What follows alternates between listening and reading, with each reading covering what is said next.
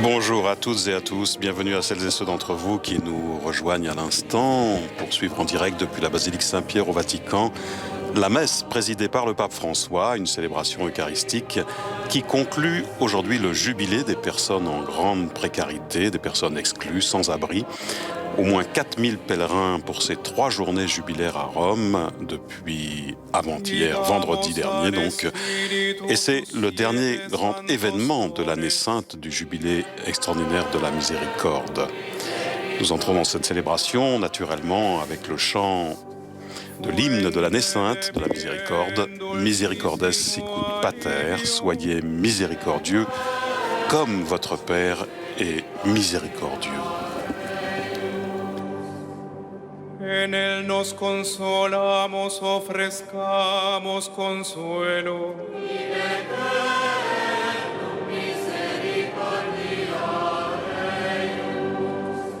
El amor espera y todo lo soporta.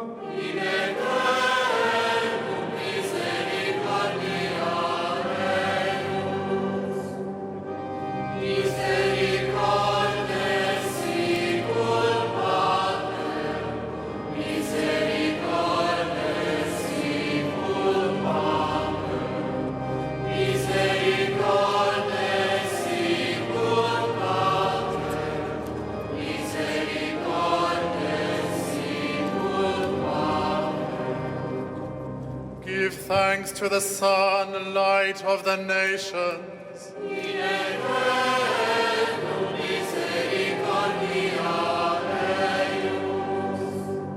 He loved us with a heart of flesh.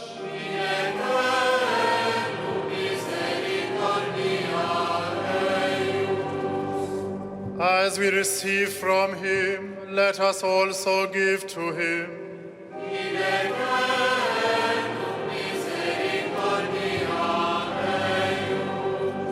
Hearts open to those who hunger and thirst.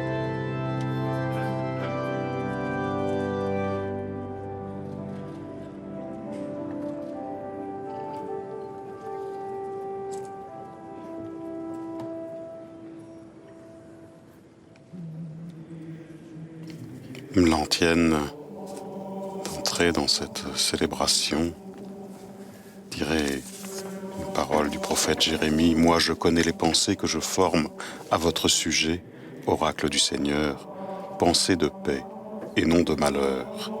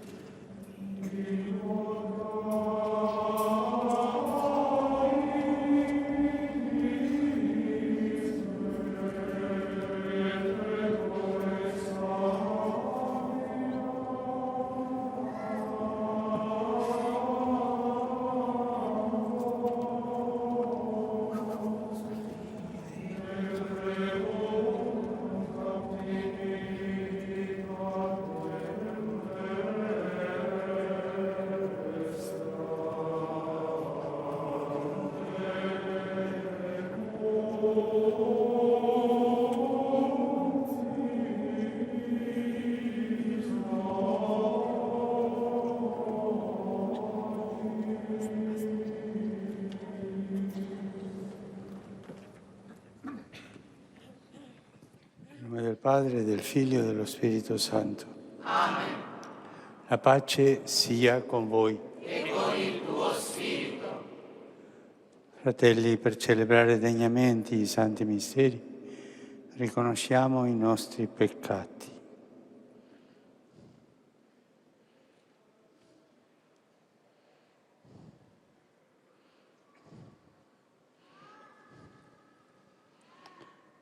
Pietà di noi, Signore. Contro di te abbiamo peccato. Mostraci, Signore, la tua misericordia. E donaci la tua salvezza. Dio Onnipotente, abbia misericordia di noi, perdoni i nostri peccati e ci conduca alla vita eterna. Amen.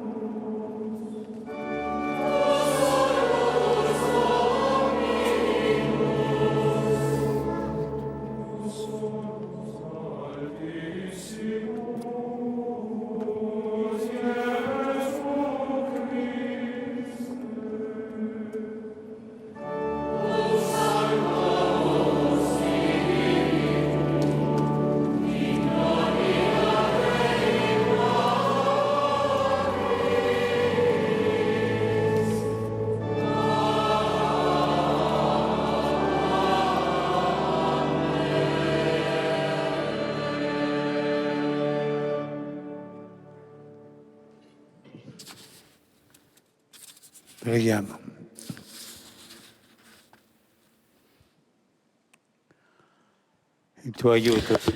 Que ton aide, Seigneur, nous rende toujours heureux à ton service, puisque seulement dans le dévouement, source de tout bien, nous pouvons avoir un bonheur plein et durable.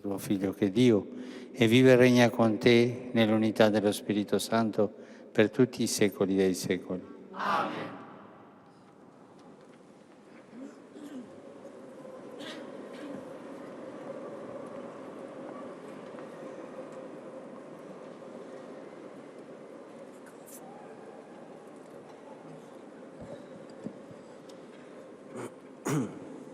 Et nous entrons dans la liturgie de la parole.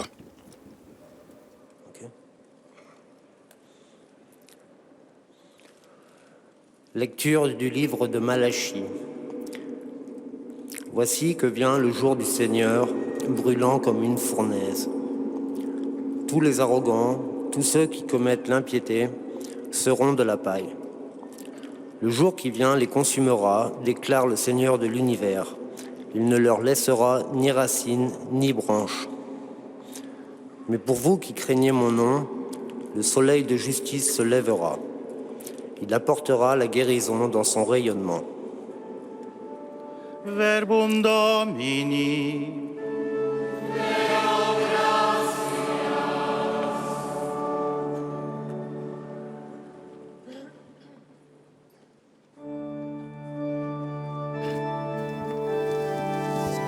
Le psaume responsorial, le psaume 97, joué pour le Seigneur sur la cithare et tous les instruments. Avec l'antienne, le Seigneur jugera le monde avec justice. Il mondo con giustizia.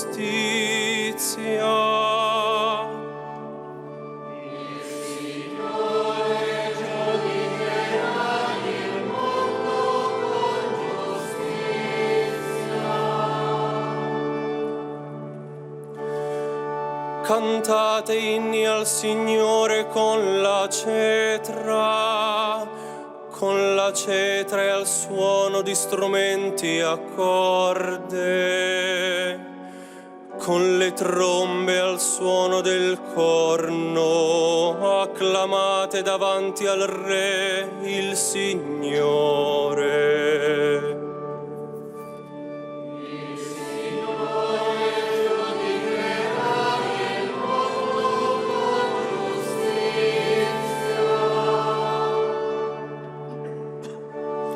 Risuoni il mare e quanto racchiude il mondo e i suoi abitanti.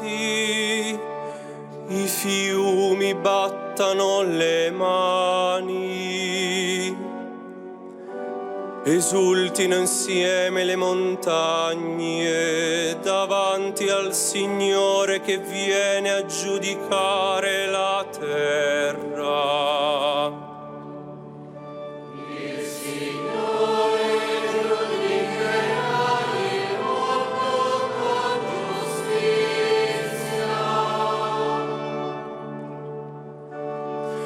Giudicherà il mondo con giustizia e i popoli con rettitudine. Il Signore giudicherà il mondo con giustizia.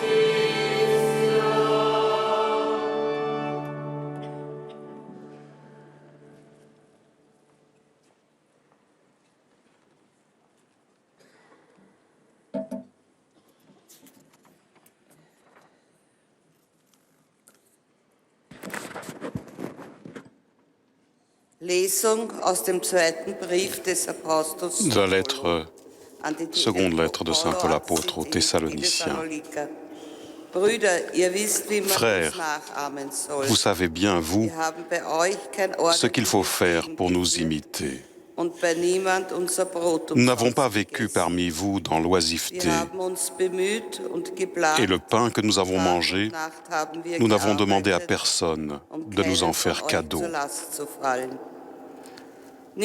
Au contraire, dans la fatigue et la peine, nuit et jour, nous avons travaillé pour n'être à la charge d'aucun d'entre vous. Bien sûr, nous en aurions eu le droit. Mais nous avons voulu être pour vous un modèle à imiter. Et quand nous étions chez vous, nous vous donnions cette consigne. Si quelqu'un ne veut pas travailler, qu'il ne mange pas non plus. Or, nous apprenons que certains parmi vous vivent dans l'oisiveté, affairés, sans rien faire. À ceux-là, nous adressons dans le Seigneur Jésus-Christ cet ordre et cet appel, qu'ils travaillent dans le calme pour manger le pain qu'ils auront gagné.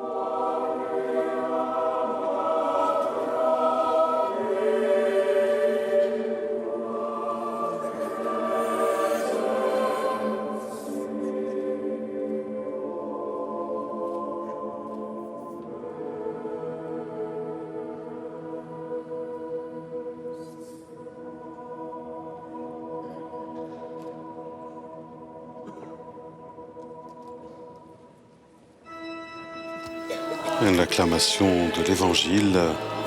Réjouissez-vous et relevez la tête, car votre délivrance est proche.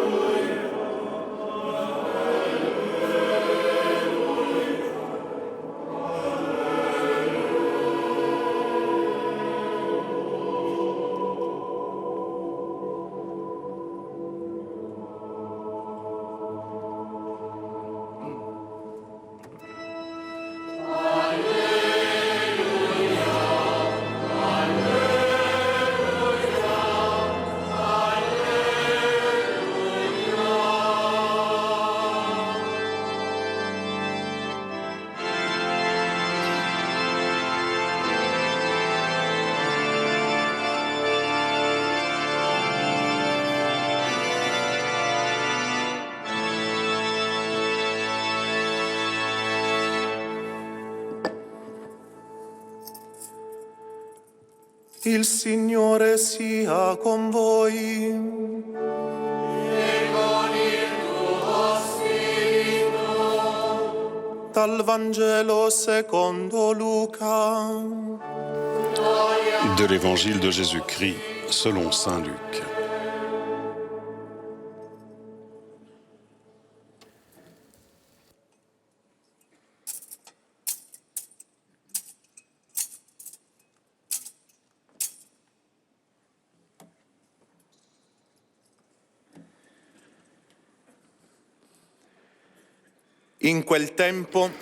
En ce temps-là, certains disciples de Jésus parlaient du temple, admirant la beauté des pierres et les dons des fidèles.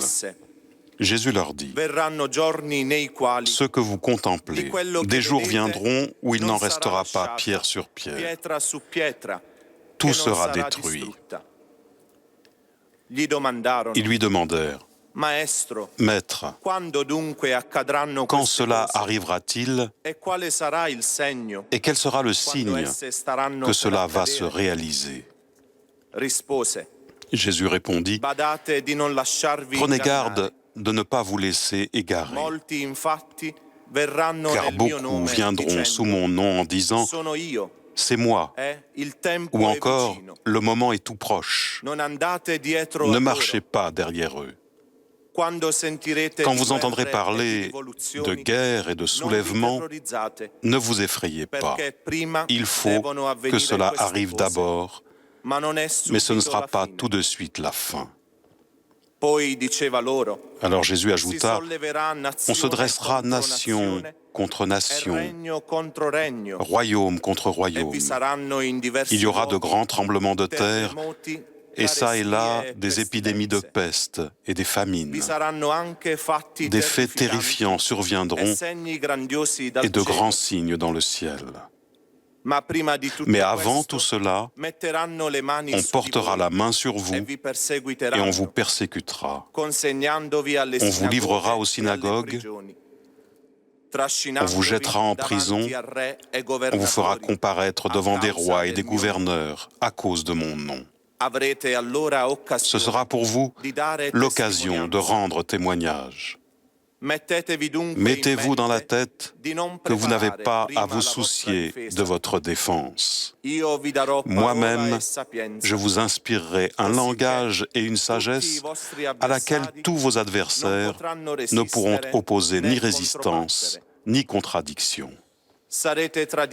Vous serez livrés même par vos parents, vos frères, votre famille et vos amis, et ils feront mettre à mort certains d'entre vous. Vous serez détestés de tous à cause de mon nom. Mais pas un cheveu de votre tête ne sera perdu. C'est par votre persévérance que vous obtiendrez la vie. Parola del Signore. Gloria Deo Christo.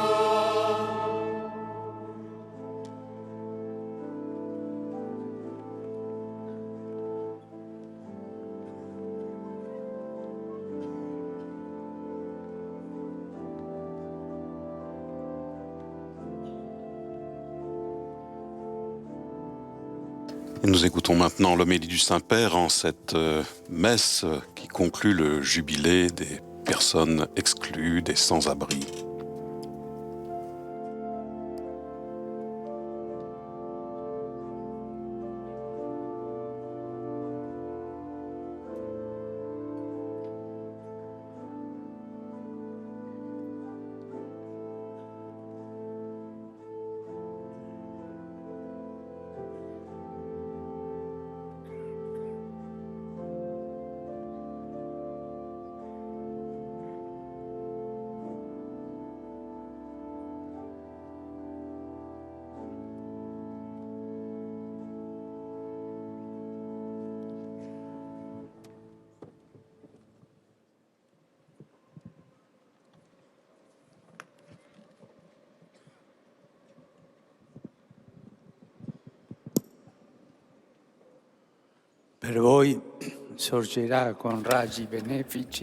Pour vous, le soleil de justice se lèvera.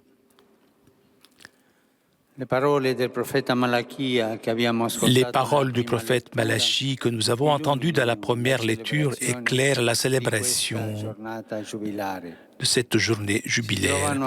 Elle se trouve à la dernière page du dernier prophète de l'Ancien Testament et sont adressées à ceux qui ont confiance dans le Seigneur, qui mettent leur espérance en lui, en le choisissant comme le bien suprême de la vie et en se refusant de vivre uniquement pour soi et pour ses intérêts personnels. Pour cela, pauvre de soi mais riche de Dieu, se lèvera le soleil de sa justice. Ils sont les pauvres en esprit, à qui Jésus promet le royaume des cieux et que Dieu, par la bouche du prophète Malachie, appelle « mon domaine particulier ». Le prophète les oppose aux superbes, à ceux qui ont mis la sécurité de la vie dans leur autosuffisance et dans les biens du monde. Derrière cette page finale de l'Ancien Testament se cachent des questions qui interpellent sous le sens dernier de la vie. Où chercher ma sécurité ? Dans le Seigneur ou dans d'autres sécurités qui ne plaisent pas à Dieu.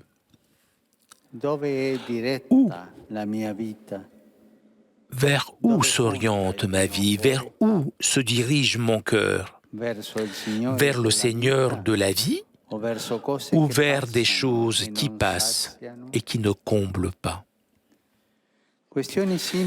Des questions similaires apparaissent dans le passage de l'Évangile d'aujourd'hui.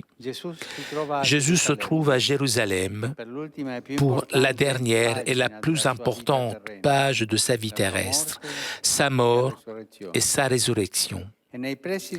C'est aux alentours du temple orné de belles pierres d'ex-voto. Les gens sont précisément en train de parler des beautés extérieures du temple lorsque Jésus dit « Ce que vous voyez, des jours viendront, il ne restera pas pierre sur pierre. » Il ajoute qu'il ne manquera pas de conflits, des famines, des bouleversements sous la terre et dans le ciel. Jésus ne veut pas effrayer, mais nous dire que tout ce que nous voyons passe inexorablement. Même les royaumes les plus puissants, les édifices les plus sacrés et les réalités les plus stables du monde ne durent pas pour toujours. Tôt ou tard, ils s'effondrent. Face à ces affirmations, les gens posent immédiatement deux questions au Maître. Quand cela arrivera-t-il? Et quel sera le signe? Quand et quel?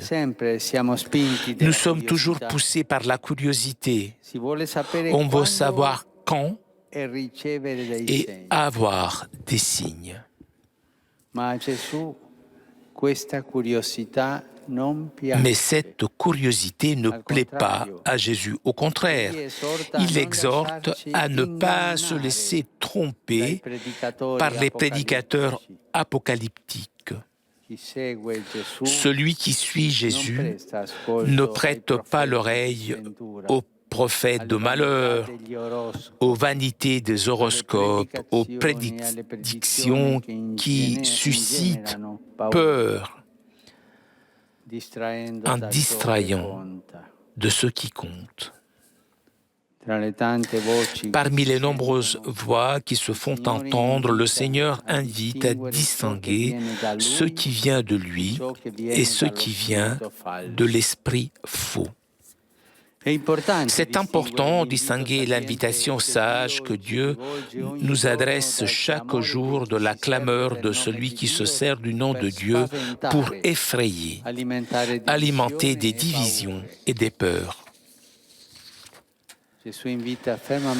Jésus invite fermement à ne pas avoir peur face aux bouleversements de chaque époque, même pas face aux plus grandes et plus injustes épreuves qui arrivent à ses disciples.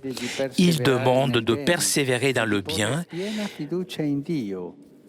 et d'avoir pleine confiance en Dieu, qui ne déçoit pas. Mais pas un cheveu de votre tête ne sera perdu. Dieu n'oublie pas ses fidèles, son précieux domaine que nous sommes. Mais il nous interpelle aujourd'hui sur le sens de notre existence. Par une image, on pourrait dire que ces lectures se présentent comme un tamis dans le déroulement de notre vie. Elles nous rappellent que presque tout en ce monde passe comme l'eau qui coule. Mais il y a de précieuses réalités qui demeurent comme une pierre précieuse sur le tamis.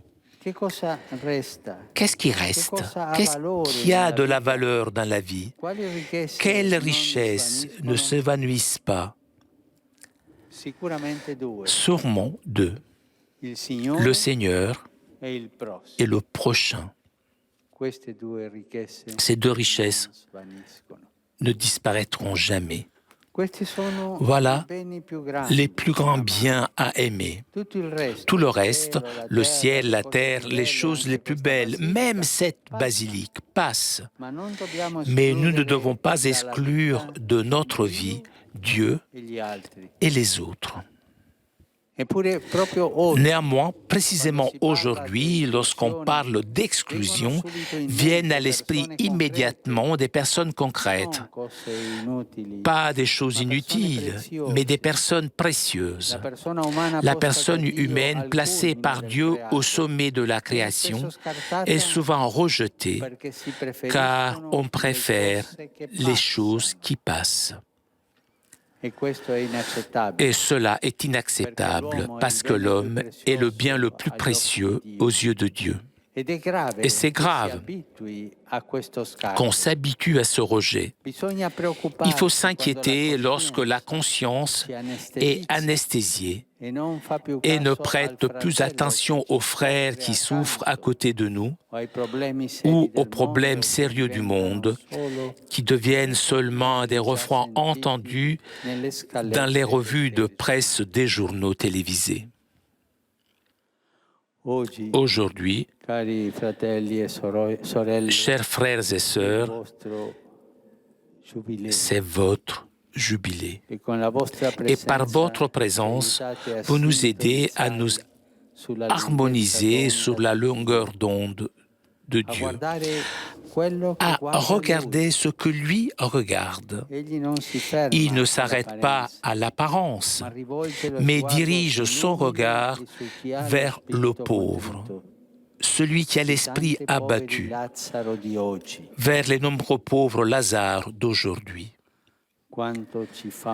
Que cela nous fait mal de feindre de ne pas apercevoir Lazare qui est exclu et rejeté. C'est tourner le dos à Dieu. C'est tourner le dos à Dieu. C'est un symptôme de sclérose spirituelle lorsque l'intérêt se concentre sur les choses à produire plutôt que sur les personnes à aimer. Ainsi naît la contradiction tragique de nos temps. Plus augmentent les progrès et les possibilités, ce qui est un bien, plus il y a de gens qui ne peuvent pas y accéder. C'est une grande injustice qui doit nous préoccuper, beaucoup plus que de savoir quand et comment il y aura la fin du monde. En effet, on ne peut pas rester tranquille chez soi tandis que Lazare se trouve à la porte. Il n'y a pas de paix chez celui qui vit bien lorsque commence la justice dans la maison de tout le monde. Aujourd'hui, dans les cathédrales et dans les sanctuaires du monde entier, se ferment les portes de la miséricorde. Demandons la grâce de ne pas fermer les yeux face à Dieu qui nous regarde et devant le prochain qui nous interpelle. Ouvrons les yeux sur Dieu en purifiant la vue du cœur des représentations trompeuses et effrayantes, du Dieu du pouvoir et des châtiments, des projections de l'orgueil et de la crainte des hommes. Regardons avec confiance le Dieu de la miséricorde, avec la certitude que l'amour ne passera jamais. Renouvelons l'espérance de la vraie vie à laquelle nous sommes appelés, celle qui ne passera pas et qui nous attend en communion avec le Seigneur, avec les autres, dans une joie qui durera pour toujours, sans fin. Et ouvrons nos yeux sur le prochain, surtout sur le frère oublié et exclu, au Lazare qui gisent devant notre porte. Sur eux pointe la loupe d'agrandissement de l'Église. Que le Seigneur nous libère du fait de diriger cette loupe vers nous-mêmes, qui nous détache des oripeaux qui distraient, des intérêts et des privilèges, de l'attachement au pouvoir et à la gloire, de la séduction de l'esprit du monde. Notre Mère l'Église regarde en particulier cette partie de l'humanité qui souffre et pleure, car elle sait que ces personnes lui appartiennent par droit évangélique. Par droit et aussi par devoir évangélique, car c'est notre tâche de prendre soin de la vraie richesse que sont les pauvres. Et je voudrais qu'aujourd'hui était la journée des pauvres, avec ces réflexions.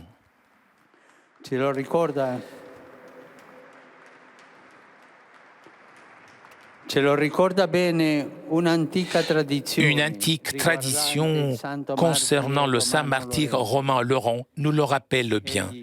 Lui, avant de subir un atroce martyre par amour pour le Seigneur, il avait distribué les biens de la communauté aux pauvres, qu'il avait qualifiés de vrais trésors de l'Église.